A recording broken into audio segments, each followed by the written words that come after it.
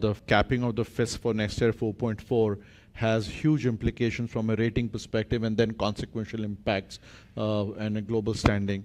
Amit, one of the things this government has really stood out for is around its focus and investment in infrastructure and continuing focus on that, right?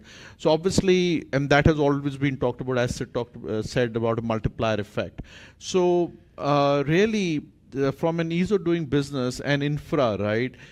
How are you, seeing the further linkages into that? Is there anything unique in addition to what we have seen over the past few years?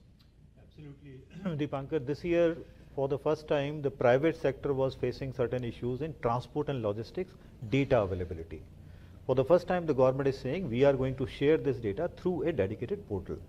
Now, this will help all these private sector infrastructure companies to look for competitiveness, efficiency improvement, and also what they need to do to enhance this sector going forward.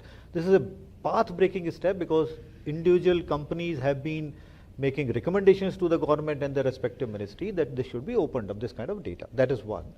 Second, a clarity on continuity of certain schemes like BCD. Now, shipbuilding, the BCD exemption was only till this year. The government is saying not for yearly or 3 yearly basis, they are exempting it for next 10 years. So that makes life easy for the investors that they can make an investment because there is a clarity for next 10 years.